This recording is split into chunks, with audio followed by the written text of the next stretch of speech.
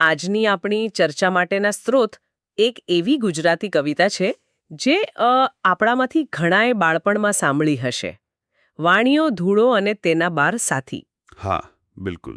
હવે આ એકદમ સીધી સાધી લાગતી વાર્તા છે, પણ આજે આપણે એ સમજવાનો પ્રયત્ન કરીશું કે આ સામાન્ય લાગતી બાળ કવિતામાં એવું તો શું છે જે આજે પણ એટલી જ લાગુ પડે છે. અને રસપ્રદ વાત એ છે કે જુઓ, કવિએ આ વાર્તાના નાયક તરીકે કોઈ રાજા કે શૂરવીરને નથી પસંદ કર્યો, પણ એક વાણિયાને. સામાન્ય રીતે વેપારી વર્ગને એમ કે લડાયક માનવામાં નથી આવતો. સાચી વાત. આ સ્ટીરિયોટાઇપને તોડીને કવિ શરૂઆતથી જ એક સંદેશ આપવા માંગે છે કે વીરતા એ કોઈ ચોક્કસ જાતિ કે વ્યવસાયનો ઇજારો નથી. એ તો પરિસ્થિતિનો સામનો કરવાની એક માનસિકતા છે. બરાબર. બહુ સરસ મુદ્દો છે. ચાલો તો વાર્તામાં ઉતરીએ. કવિતાની શરૂઆત થાય છે ધૂળો નામના વાણિયાથી. એક ઈડરનો વાણિયો, ધૂળો એનું નામ. હા. સમી સાંજનો નીકળ્યો જવા કોટડે ગામ. મતલબ કે સાંજનો સમય છે, અંધારું થવાની તૈયારી છે અને ધૂળો એકલો જ નીકળ્યો છે. અહીં કવિ જે વાતાવરણ ઊભું કરે છે ને, એ બહુ મહત્વનું છે. સાંજનો સમય. હા, અને પછી બને છે એવું કે રસ્તે અંધારું થયું, ચઢ્યો બીજી વાટ. એટલે કે રસ્તો ભટકી જાય છે. જંગલમાં ભૂલો પડ્યો, દિલમાં થયો ઉચાટ. બસ, અંધારું અને અજાણી જગ્યા. આ બે વસ્તુ કોઈપણ વ્યક્તિના મનમાં ડર પેદા કરવા માટે પૂરતી છે. એનું મન ચિંતાથી ઘેરાઈ જાય છે. બરાબર. અને કોઈપણ સામાન્ય વ્યક્તિ આવી સ્થિતિમાં ગભરાઈ જાય. પણ ધૂળો અહીં કંઈક અલગ કરે છે. એ ગભરાટ પર કાબૂ મેળવીને મનમાં એક વિચારને મજબૂત રીતે પકડી લે છે. જે આખી વાર્તાનો પાયો છે. હા, એ વિચારે છે, હું એકલો નથી, મારી સાથે 12 સાથી છે. આ માત્ર દિલાસો નથી, ખબર છે, આ એક શક્તિશાળી મનોવૈજ્ઞાનિક ટેકનિક છે. અચ્છા? હા, મનોવિજ્ઞાનમાં જેને સેલ્ફ એફિકેસી કહેવાય છે, આ એનું ઉત્તમ ઉદાહરણ છે. એટલે કે પોતાની ક્ષમતાઓ પર વિશ્વાસ. જાતને યાદ અપાવી રહ્યો છે કે તે લાચાર નથી. આ જે પોઝિટિવ સેલ્ફ ટોક છે ને, એ એના મગજને ભયમાંથી બહાર કાઢીને સમાધાન શોધવાની સ્થિતિમાં લઈ જાય છે. એટલે આ વાક્ય એના માટે એક કવચ જેવું કામ કરે છે. અને જેવો તે આ વિચારે છે, ત્યાં જ તેનો સામનો અસલી ખતરા સાથે થાય છે. હા. એવે જાડી સળવડી, ચંક્યા ચોરો ચાર. બરાબર. ખબરદાર, જે હોય તે આપી દે આ વાર. હવે તેની માનસિક તૈયારીની સાચી કસોટી છે. બિલકુલ. અને જુઓ, ધૂળો શું કરે છે? તે ડરીને કાકલુદી કરવાને બદલે પોતાના એ જ માનસિક કવચનો હુમલા માટે ઉપયોગ કરે છે. એ સામેથી ધમકાવે છે. હા. અલ્યા, હું એકલો નથી, 12 જણા લઈ નીકળો, કરજો કાંક વિવેક. આ તો શુદ્ધ બુદ્ધિનો પ્રયોગ છે. પણ આ દાવો ઊંધો પણ પડી શકતો હતો નહીં? જો ચોર વધારે ગુસ્સે થઈ ગયા હોત તો? બહુ સારો સવાલ છે. જુઓ, હિંમત અને મૂર્ખામી વચ્ચે બહુ પાતળી ભેદરેખા હોય છે. પણ એ ધૂળો માત્ર હવામાં તુક્કો નથી મારી રહ્યો. તે ચોરોના મનોવિજ્ઞાનને સમજે છે. ચોર હંમેશા સહેલા શિકારની શોધમાં હોય. નબળા શિકારની. હા. જ્યારે શિકાર સામે લડત આપે, ભલે શાબ્દિક જ કેમ ન હોય, ત્યારે ચોર પણ બે ઘડી વિચારમાં પડી જાય. એ એમની અપેક્ષાઓને તોડી નાખે છે. પણ ચોર એની વાત માનતા નથી. એ લોકો તો મજાક ઉડાવે છે, કાલે કરજે ટાઈલી, આજે નહીં દે માલ. અને હુમલો કરી દે છે. હા, બે ચોર એના પર હુમલો કરે છે. એવું લાગે કે ધૂળાની યુક્તિ નિષ્ફળ ગઈ. પણ પછી જે થાય છે એ કદાચ ચોરોએ કલ્પના પણ નહીં કરી હોય. બિલકુલ સાચું. અહીં વાર્તાનો બીજો વળાંક આવે છે. જ્યારે શબ્દો કામ નથી કરતા, ત્યારે ધૂળો કર્મ પર ઉતરે છે. ધૂળો કૂદ્યો, કોથળો વીંજે સબોસબ, હતા કોથળે કાટલા, વાગે ધબોધબ. એ ભાગતો નથી, પણ પોતાની પાસે જે એકમાત્ર વસ્તુ છે, એનો કોથળો, એને જ હથિયાર બનાવી લે છે. અને કોથળામાં હતું શું? એના વેપારના સાધનો. હા, લોખંડના કાટલા, કોઈ તલવાર કે ભાલો નહીં. આ વાત મને બહુ સ્પર્શી ગઈ. એનું હથિયાર એના કામમાંથી, એના રોજિંદા જીવનમાંથી આવે છે. ચોક્કસ. આ કવિતાનો કેન્દ્રવર્તી વિચાર છે. સાચા સંસાધનો એ નથી જે આપણી પાસે હોવા જોઈએ, પણ એ છે જે આપણી પાસે અત્યારે છે. બરાબર. ધૂળાએ એવું ન વિચાર્યું કે કાશ મારી પાસે તલવાર હોત. એણે વિચાર્યું કે મારી પાસે આ કોથળો અને કાટલા છે, હું આનો શું ઉપયોગ કરી શકું? આને જ રિસોર્સફુલનેસ કહેવાય, ખરું ને? એકદમ. અને અહીં ફરી પેલી વાણિયાની છબી સામે આવે છે. જેવી રીતે વ્યાપારી પોતાની પાસે રહેલા માલનો શ્રેષ્ઠ ઉપયોગ કરે એવી જ રીતે ધૂળો પોતાની પાસે રહેલા સાધનોનો શ્રેષ્ઠ ઉપયોગ કરીને પોતાનો જીવ બચાવે છે. અને ચોરો પણ આ જોઈને હેરાન થઈ જાય છે. કવિતામાં લખ્યું છે, ચોરો ખીજ્યા એમના ધૂળો ખાડે ઘાવ. ક્યાંથી રે આ વાણીઓ શીખ્યો આવા દાવ. હા, એમના મગજમાં જે વાણિયાની છબી હતી એ તૂટી જાય છે.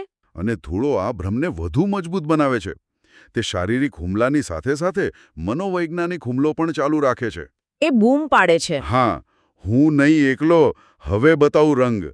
આ એક માસ્ટર સ્ટ્રોક છે. ચોરોના મનમાં હવે ડર કરી જાય છે. એઓ કોઈ વિચારે છે કે જો આ એક માણસ આટલો ખતરનાક છે તો એના બીજા સાથીઓ કેવા હશે જે હજી દેખાયા નથી. 12 જણા જો છૂટશે થશે આપણી ઘોર. એમના મનમાં એક આખી સેનાની કલ્પના ઊભી થઈ જાય છે. અને એ કાલ્પનિક સેનાના ડરથી જ એમની હિંમત તૂટી જાય છે. અને ચારે ભાગી જાય છે. ધૂળો જીતી જાય છે, ખુશ થાય છે, વિચારે છે વાહ, મેં ઠીક બતાવ્યો હાથ. અને પછી એને રસ્તો પણ મળી જાય છે. પણ પેલો સવાલ તો હજી ઊભો જ છે. આ 12 સાથી હતા કોણ? આ જ તો આખી વાર્તાનું રહસ્ય છે. અને કવિ આ રહસ્ય પરથી પડદો ખૂબ જ સુંદર રીતે ઉઠાવે છે. જ્યારે બાળકો એને પૂછે છે, હા, જ્યારે બાળકો ધૂળાને ઘેરી વળીને પૂછે છે, કોણ 12? તમે હતા? હવે ગણાવો નામ. ત્યારે ધૂળો જે જવાબ આપે છે એ આ કવિતાનો આત્મા છે. અને તે એક એક કરીને ગણાવવાનું શરૂ કરે છે. પણ એક મિનિટ, એ જે ગણાવે છે એને સાથી ગણવા થોડું વિચિત્ર નથી? બહુ જ મહત્વનો પ્રશ્ન. કવિ અહીં સાથી શબ્દની વ્યાખ્યાને વિસ્તાર આપી રહ્યા છે. અચ્છા. સાથી એટલે માત્ર કોઈ વ્યક્તિ નહીં, પણ એ દરેક વસ્તુ જે સંકટ સમયે આપણી સાથે ઊભી રહે, આપણને મદદ કરે. એ અર્થમાં?